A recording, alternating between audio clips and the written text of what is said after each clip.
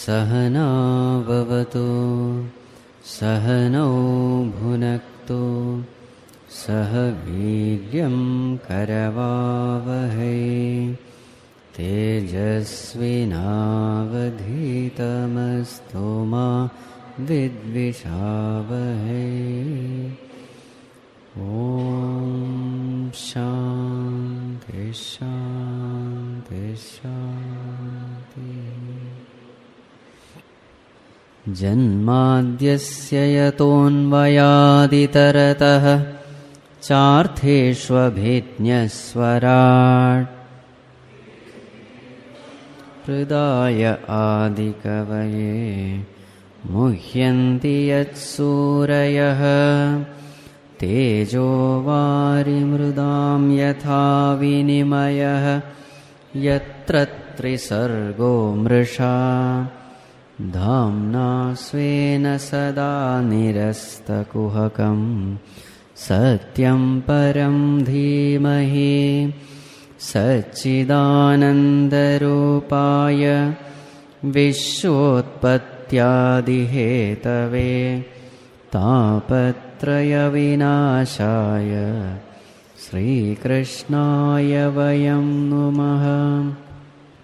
प्रव्रजन्तमनुपेतमपेतकृत्यं द्वैपायनो विरहकातर आजुहाव पुत्रेति तन्मयतया तरवोऽभिनेदुः।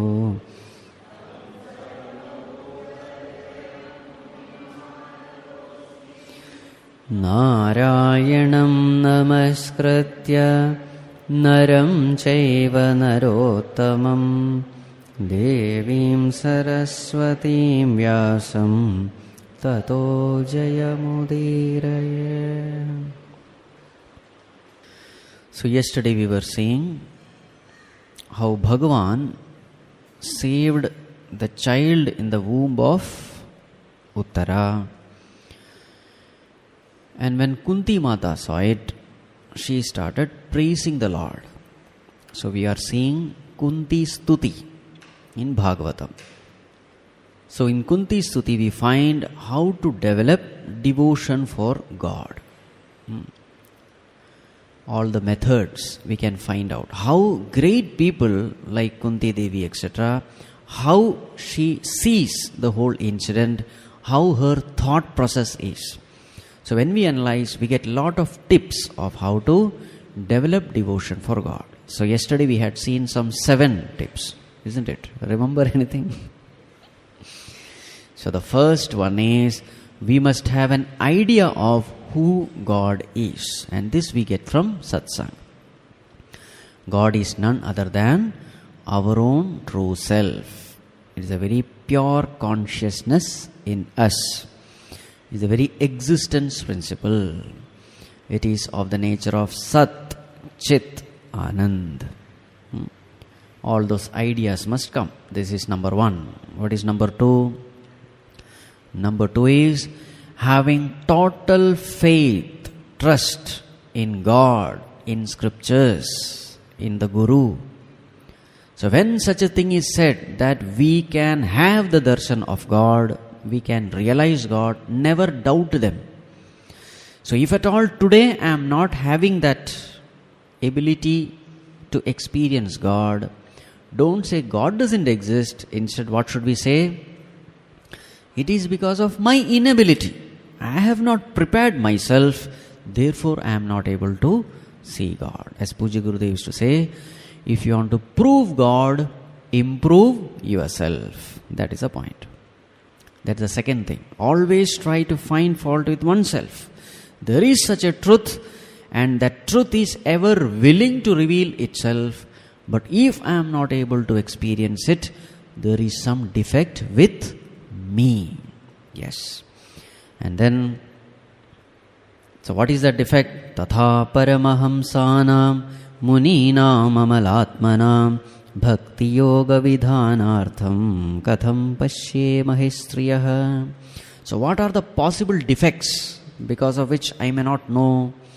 So amalatmanam, the mind has to be amala, pure. And also muninam, one should be contemplative. So purify your mind and then contemplate upon the nature of the truth through Shravana, Manana, Nididhyasana. So these are the qualifications. If you have it, then definitely you will have the experience of the divine. So that is point number 2. Finding fault with oneself. What is the third one? Reading the literatures, reading the biographies of all great saints, reading all great scriptures like Srimad Bhagavatam, where you will come to know the nature of God. Also you will come to know the Leelas He has played, and also the stories of great devotees, how they have developed devotion for God. Reading the experiences of others. This will inspire you to put forth effort in this path of bhakti sadhana. Right. Then what is the fourth one? Let it not remain a mere bookish knowledge. Put those principles into practice. So how to put those principles into practice? By testing God. So God has been kind, compassionate, loving, guiding, etc. for others. What about me? So what are we supposed to do? Test God. How to test God? Put your problems in front of God. So there are very many promises Bhagavan has given in various scriptures. Name bhakta pranashyate. All those things. Yoga kshemam vahamyaham. Find out whether God really guides you. And then you will find definitely yes, God is guiding you. He is more concerned about you than you yourself. Just like a mother is concerned about the child more than the child itself. In the same way, you will come to know this great truth that He is ever guiding you. The only thing is, till now I have never paid attention to Him, therefore I don't see Him guiding me. So therefore, trying to put these principles into practice by testing God. And when you test God, what happens? Definitely you will start seeing response from the other side. You find yourself that you are in trouble and He saves you in so many different ways. He gives you resources, He gives you ideas, He gives you people to help you. He gives you inner strength, courage to face the problems. In so many ways you will find Him guiding you. So then what has to be done? When you start seeing Him guiding you, never forget. Be grateful. So how many points? Be grateful. That is 5th point, correct? 5th one. And what is the 6th one? Whenever calamities strike, what should be your attitude? Convert those calamities, that crisis, into blessing in disguise. And how do you do that? By turning your attention to God and seeking guidance, help. Calamities can be blessing. Otherwise, calamities can be a curse. You become negative, you go into depression. And people who go into depression, what do? They consult a psychologist. Now, can psychologist help you? The best psychologist is Bhagavan Himself. And if you can't connect to Bhagavan, the best psychologist is some saint or a sage who will help you develop devotion for God, who will help you right thinking. That is the best way. Anyone who helps you develop devotion for God, such a person is the right person to guide you. So, convert calamities into blessing in disguise. That is the sixth one. And the seventh one, what is it? Develop humility. This is very important. Janmaishwarya shrutashribhi edhamanamadav puman naivarhatyabhidatum vai tvam akinchana gocharam. Tvam akinchana gocharam.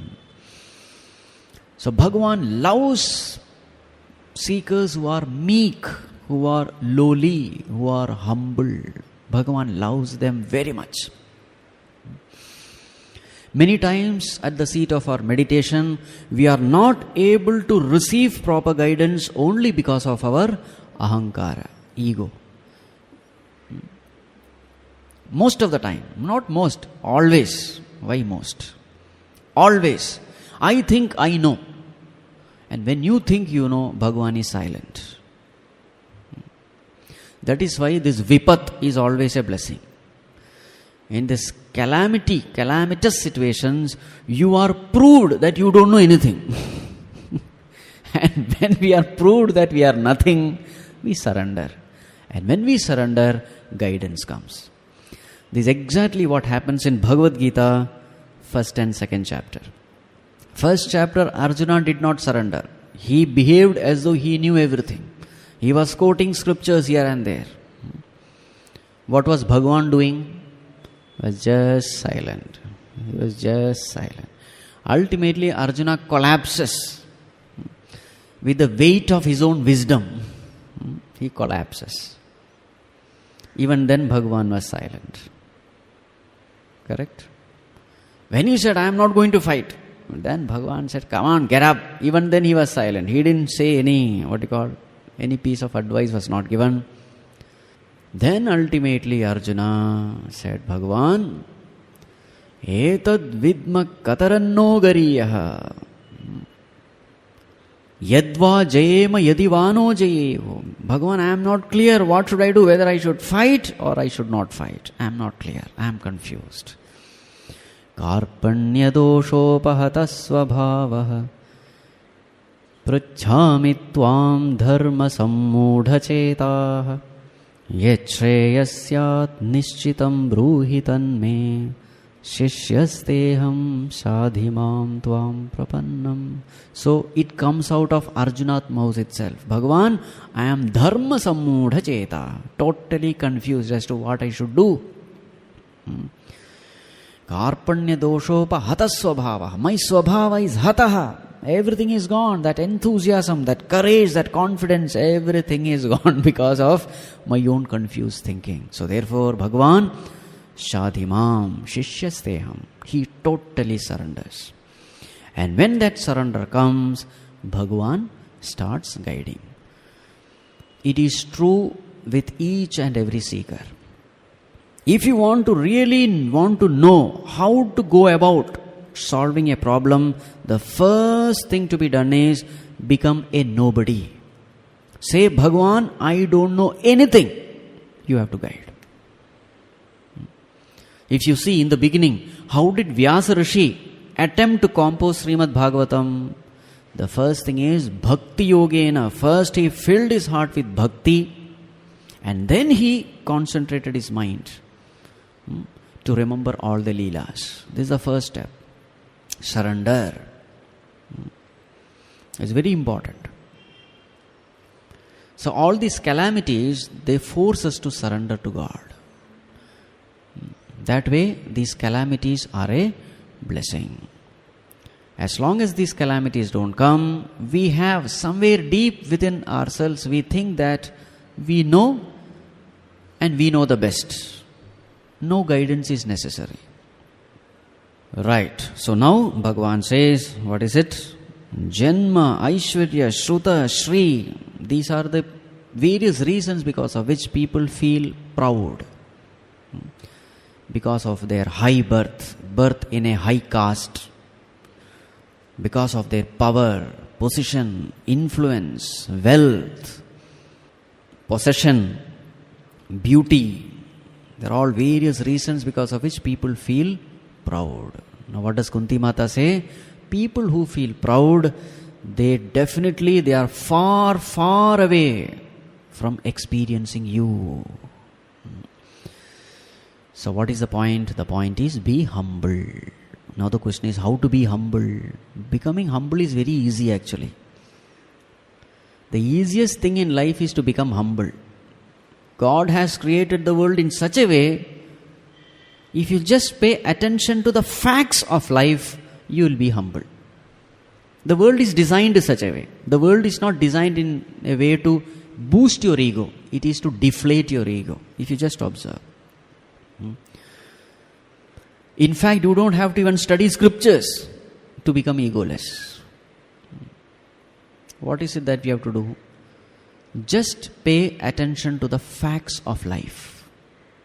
For example, what has to be done? Tell me how many factors keep you alive on this planet? How many factors are there because of which you are alive on this planet? External. First let us see external. How many factors are there? The right temperature, the right humidity, the right distance between the sun and the earth, the right gravity, correct? The oxygen. You start counting now. How many factors can you count in the outer world because of which life is possible on the planet? It will go on and on and on, correct? This is with respect to the outside. Now with respect to within. How many factors inside your body decide your life, your existence? How many are there? Again, countless billions. The kidney has to work, the heart has to work, the liver has to work, digestion has to go on, blood circulation has to go on. Yes or no? Each and every cell has to be active. If you want to be alive, the cells have to be alive. How many cells are there? Again, countless billions. So in short, there are countless billion factors which keep us alive on this earth. Now the next question is, how many factors are you in control? How many factors are in your hands? We find not even one factor. Isn't it? There is some higher intelligence which is taking care of all these things, because of which I am able to go about doing my duties. I need not bother how to pump my heart, how to circulate my blood. I need not bother about this. Some higher intelligence is taking care. Isn't it? Now for knowing these, you don't have to study scriptures. You have to just pay attention to the facts of life. So when you start observing yourself, you come to know about these four basic things. Number one, I am nothing. Number two, I know nothing. Number three, I have nothing. Number four, I can do nothing. Anyone, any objection? Please raise your hands. If you have any objection, raise your hands. You don't have to be a big philosopher to know these things.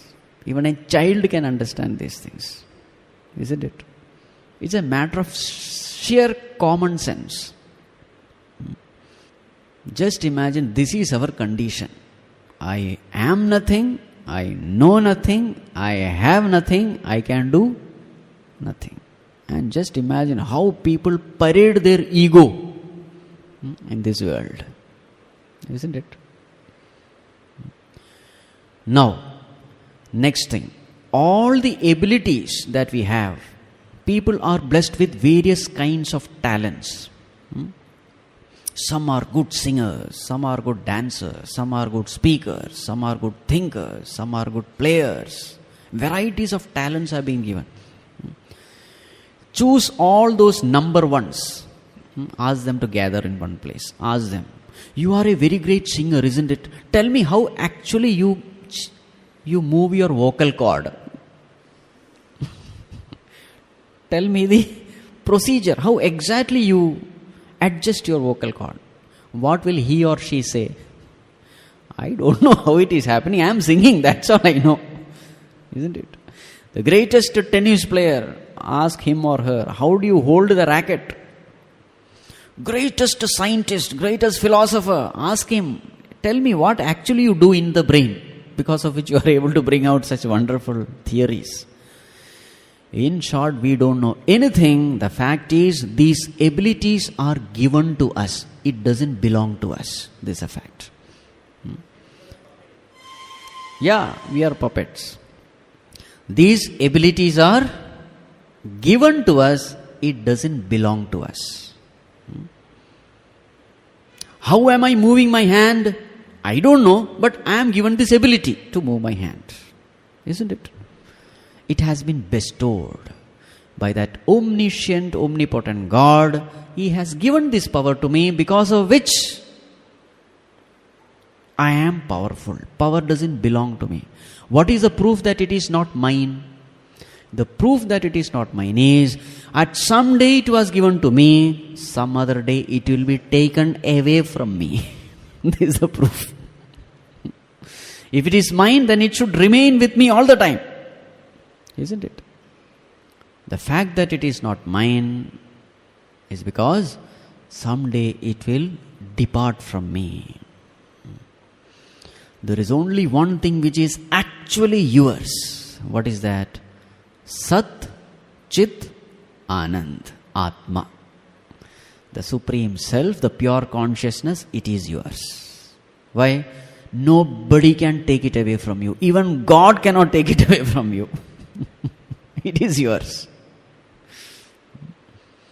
Satchidananda Swarupa, it cannot be taken away.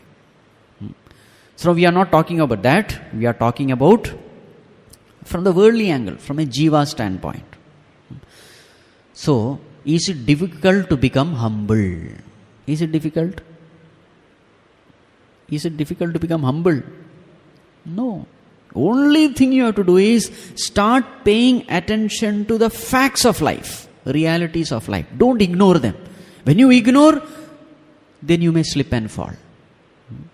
Every day, spend some time remembering these things. I am nothing, I have nothing, I know nothing, I can do nothing. The moment intellect questions, come back. What is it that you know? You don't know anything. Then what happens? Every day when you do this, you start becoming humble. And you start becoming grateful.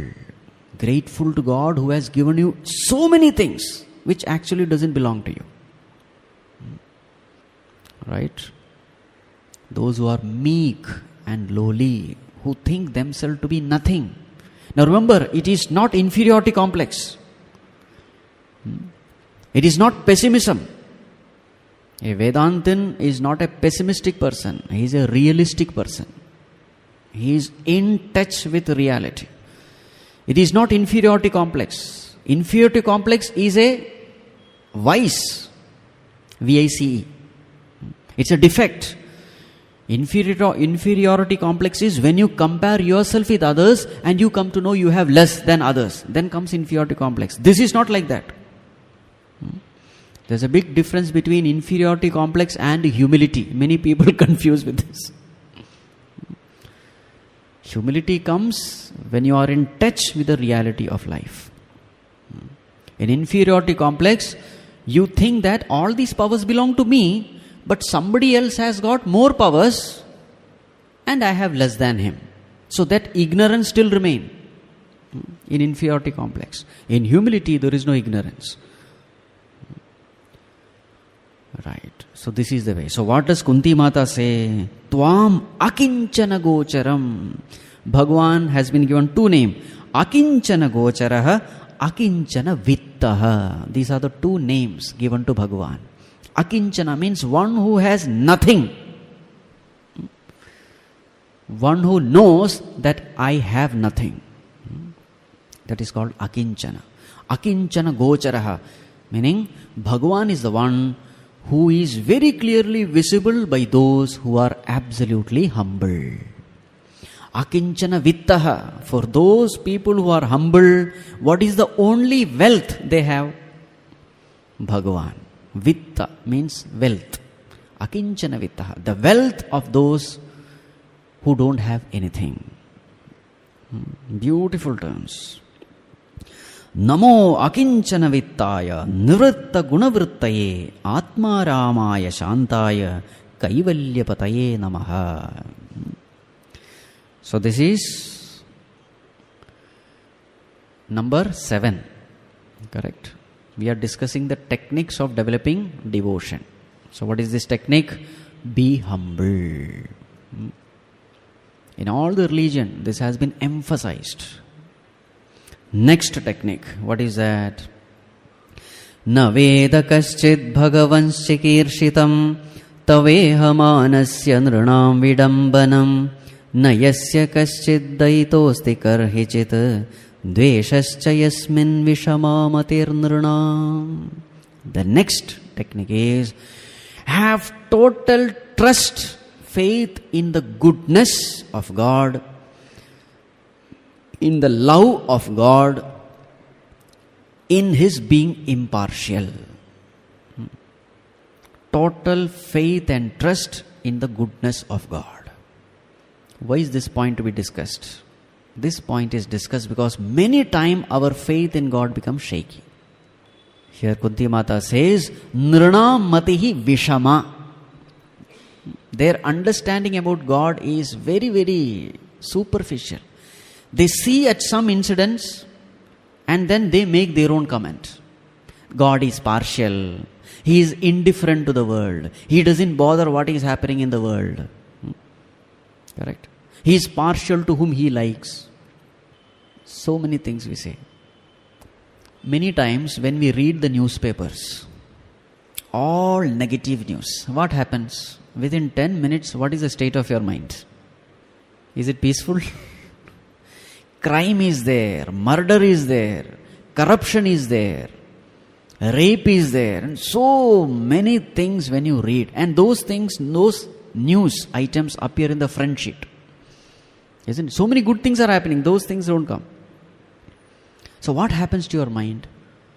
Remember, your mind is polluted because one very important factor you have missed out. Yes, as a fact it is true. But since your analysis is incomplete, ultimately what is the conclusion? Though you have not put it clearly in black and white, what is the conclusion? The conclusion is, bad people are enjoying, good people are suffering. This is the conclusion.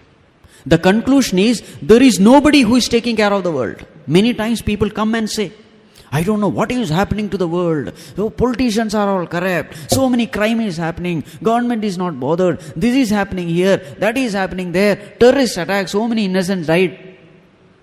After discussion, 10 to 15 minutes you spend time with that person. What is the state of your mind?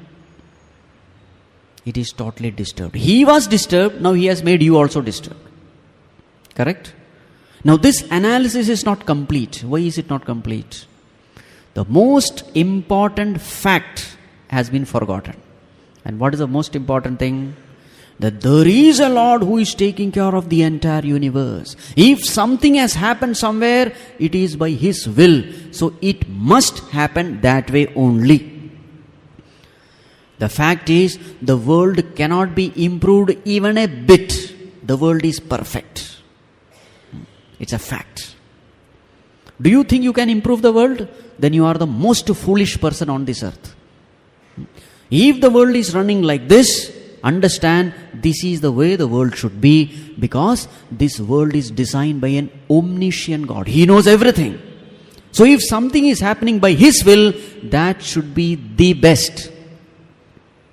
But then we pass comments. No, it shouldn't have happened that way. That is not right. This is not right. Remember, our intellect is very, very small. Not even a drop in the ocean compared to Him. Isn't it? So what will happen when you doubt the goodness of God? When you doubt the justice of God, what happens? Only one thing, your mind is disturbed. You can never have peace of mind.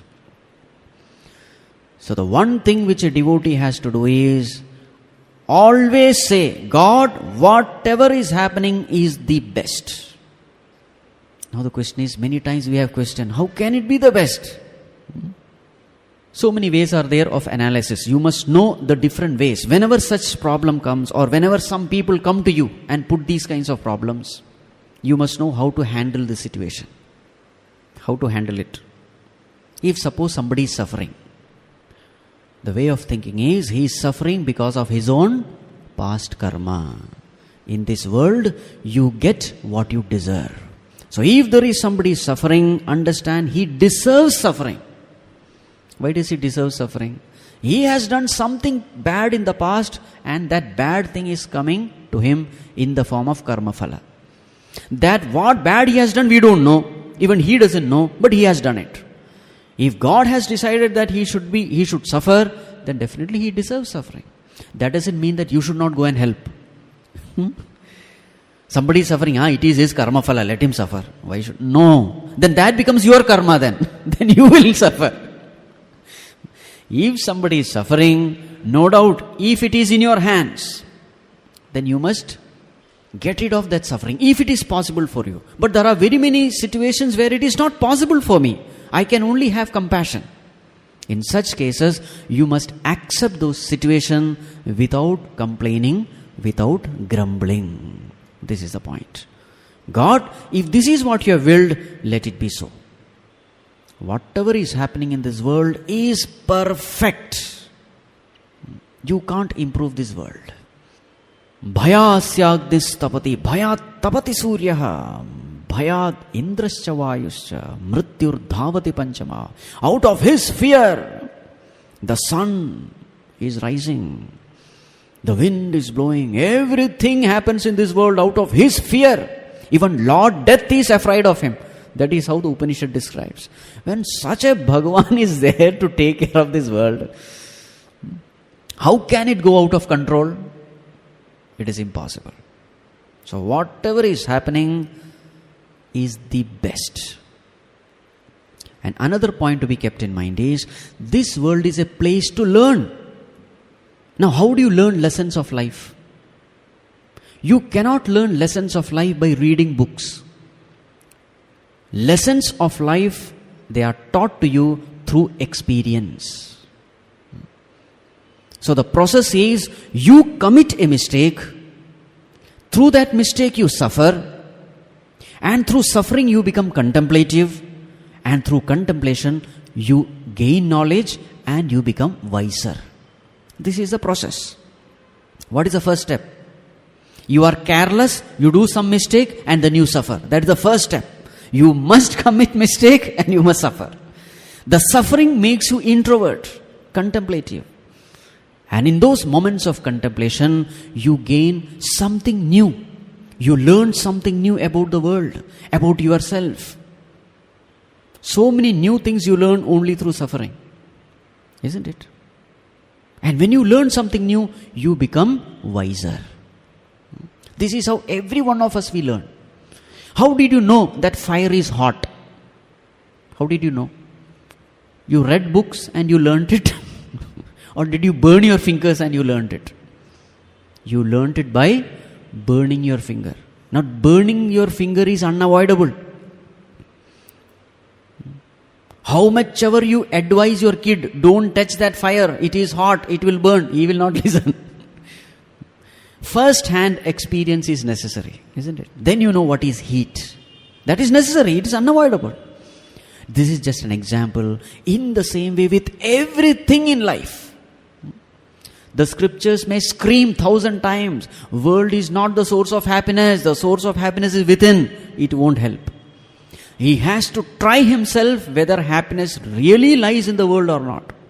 He will have to try with the wealth. He will have to try with the sensory pleasures. And he will have to suffer. Correct? So therefore, the world is a place where you are allowed to commit mistakes. Enough arrangements have been made so that you can commit mistakes. And then you commit mistake, and then you repent because of your suffering, and then you evolve. This is what is happening. So somewhere somebody is committing a mistake and he is learning it. He is learning his lessons. Why are you bothered? You might have learned those lessons. That doesn't mean that others have already learned. Isn't it? Just because you have learned the lesson doesn't mean others have learned it. Others are also in the process. So some are in the 10th standard, some are in the graduation, some are in UKG, LKG. All kinds of people are there in the universe. Some are tamasic. The tamasic have to evolve from tamas to rajas. Some are the rajasic state. They have to evolve towards sattva. And the sattvic people will have to evolve to that nirguna state. Everyone is evolving. So the world is a beautiful place where people are at the right place, surrounded by the right surroundings, right people, right atmosphere, right environment, right experiences. They come in contact with the right thing and they learn lesson and they grow. In the process, there will be a lot of death, there will be a lot of tragedy, there will be a lot of blunders, lot of crime, lot of murder, everything will happen. It is natural. So when you read these things, what should be in your mind? Bhagavan, everything is perfect. Never doubt God. Never doubt His justice. Never doubt His love, His compassion, His impartiality. This a devotee must develop. This is number 8. What does Kunti Mata say? Bhagavan, what you do, these leelas, nobody is able to understand. But as far as I am concerned, I know you are impartial. You don't have any people whom you love, you favor more. And some others you don't like, therefore you curse them. No, there is no such partiality in your mind. But people have not understood it. So the lesson to be learnt is, have total trust in the goodness of God. Whatever He is doing the best. What is good for all. From the same thing, we can derive the next one, point number 9. Dussangaha sarvatha tyajyaha. A devotee has to do. What should a devotee do? Keep away dussang. This is one of the sutra of Narada Bhakti Sutra. Dussangaha sarvatha tyajyaha. So what is dussang? Any person who shakes your faith in God, any person who decreases your faith in God, your belief in God, who indirectly tells you that God is powerless, God is useless, God doesn't bother about this world. All those kind of people, they are dussangis only. Those who talk too much about the world, giving too much of importance to the world and no importance to God. Everything is dussang. Too much of worldly talk and nothing spiritual. Dussang. In all discussions, the ultimate thing which should emerge is, God is great and we are all His, children. Dussanga sarvatha tyajyaha. See, whenever a person comes with a worldly, this kind of vasanas, no, his vasanas are strong, worldly vasanas are strong, so he will keep on talking all this worldly nonsense. There are only 2 options you have. Number 1, if you are really spiritually strong, you will totally turn the discussion and make it spiritual. For that, you need lot of spiritual strength. But suppose you don't have that strength, the best thing is avoid him. Like for example, suppose a person is drowning in the river. A person who is 150 kilogram, he is drowning and he is saying, help, help, and he is showing his hand. Now will you pull him out? It all depends on what is his size. Can you really take him out? Then give your hand. If you can't, better don't give your hand. You understand what I am saying? If it is a child, you can pull him. You are confident that you will not fall into the river, then pull him out. But suppose it's a huge bulky fellow, 150 kilo, he is just screaming, help, help, and you are the one. What will you do? You can't do anything other than giving your hand. Will you give your hand? If you give your hand, he will take you also. So instead of one person dying, 2 will die. The best is, don't give your hand. That is wisdom. Isn't it? In the same way, if you find that you are not able to win over the discussion, and make it spiritual. If you find that your peace of mind is being disturbed in the company of that person, better avoid.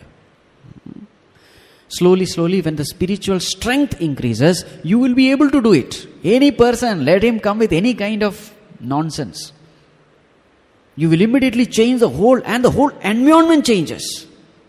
You start filling him with lot of positivity, goodness, and you start seeing the same thing in so many good angles, spiritual angles, and suddenly the whole atmosphere changes. He also becomes yeah, what you are telling is right.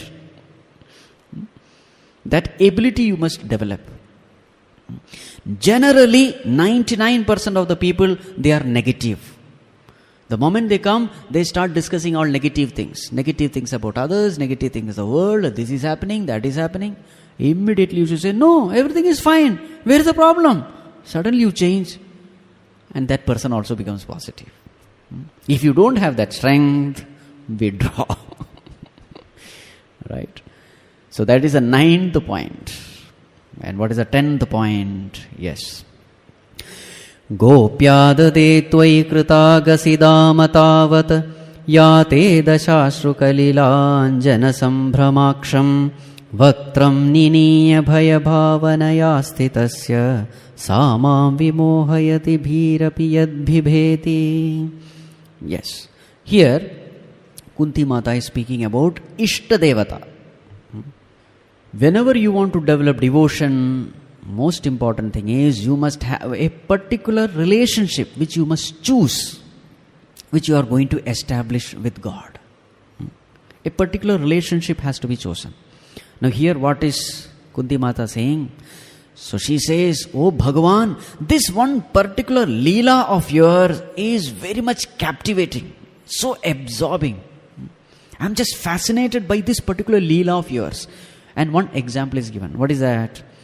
So here the situation where Krishna has broken one pot of curd or milk or something, and Yashoda has come to know this, and she is very angry with this kid.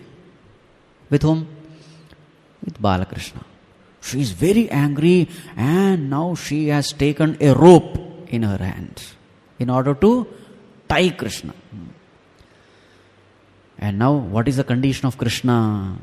Dashashru kalilāņjana sambhramakṣam, eyes filled with tears, lot of fear also, anxiety, what will mother do? And because of these tears, that collyrium, kajal, it is flowing down, and that little baby is very much scared because mother is angry, what she will do? Because she is now coming towards him, taking that rope.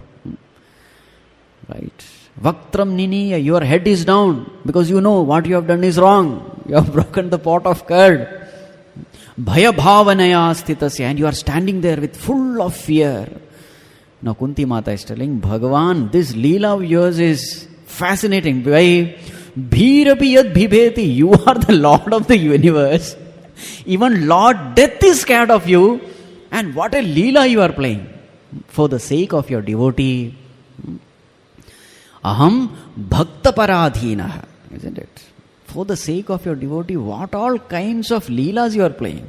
Even Lord Death is afraid of you. Such a Bhagavan is scared of someone.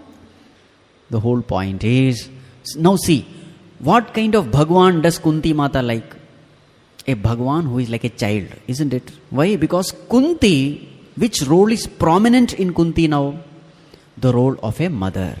So naturally, what kind of relationship she would love? A relationship taking God as her child.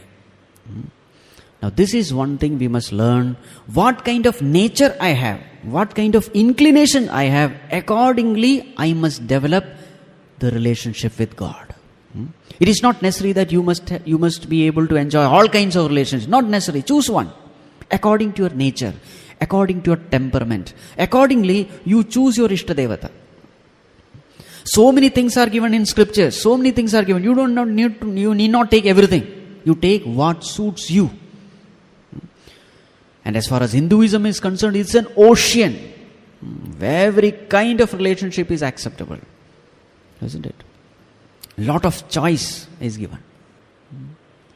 You will find interestingly here, Kunti Mata is thinking of this Bala Leela of Krishna. Later on you will find Bhishma Pitamaha. What is that which fascinates him?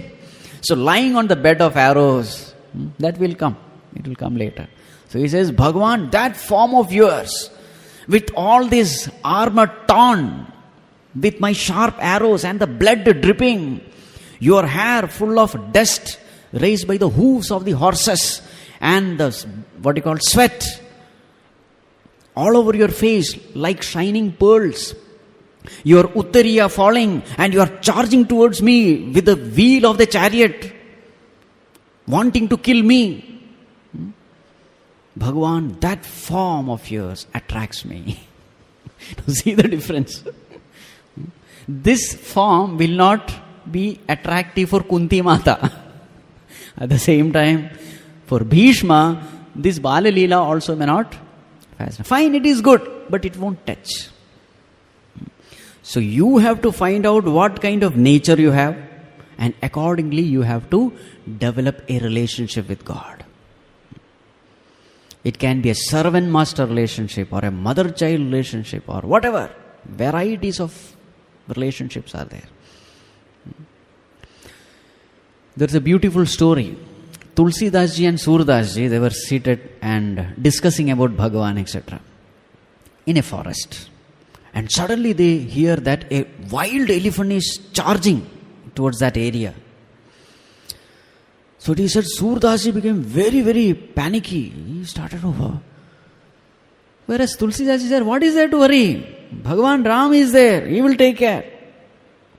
But then Surdas ji became very disturbed. He ran and hid himself behind some tree. So later on the elephant went away. Surdas ji came back. Tulsi Das ji said, what is there to worry?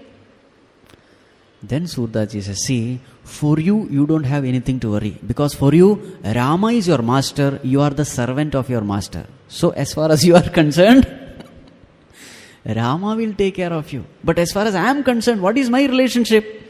Krishna is my child. So who has to take Krishna? Take care of Krishna. Krishna cannot take care of me because he's my child. So I have to take care of Krishna. Therefore I ran away. Such a beautiful story. So situation is the same, but the attitudes are different. So you have to choose an Ishtadevata according to your temperament. Mantra also you have to choose according to that. And a relationship also you have to choose. Different relationships can be chosen. You need not choose all relationship. You can choose whatever suits you. So this a devotee must know. Developing one relationship constantly. Choosing one Ishtadevata and investing all your energy, time, everything for it. Then that relationship develops. If you want to develop a relationship, work on it every day. Incessantly, continuously, untiringly. Then that relationship grows. Many times what happens, we have so many devatas and we are sincere to none. Monday is Shiva, Tuesday is maybe Devi, Wednesday is Krishna, Thursday is Guru, Friday is another Devi, my God. Saturday is Hanuman. It goes on and on and on. Whom have you surrendered to? There is nobody. You worship everyone, surrender to none. It won't give any effect. If you want to strike water, you have to dig in one place, isn't it? If you keep on digging everywhere, you will keep on digging only. Be devoted to one. Surrender wholeheartedly to one. Then you start seeing the results. I don't say other devatas have to be neglected. But suppose you are a Krishna devotee, even in Shiva, learn to see Krishna. That is the way. Every great Mahatmas, you will find there was one Ishtadevata. Ramakrishna Paramahamsa. Whom did he worship? Kali. That's it. Over. Even in Krishna, he saw Kali only. One place. All great Mahatmas, you will find they stuck to one. Important. Okay. Next one we will see in the evening. So how many over now? 10.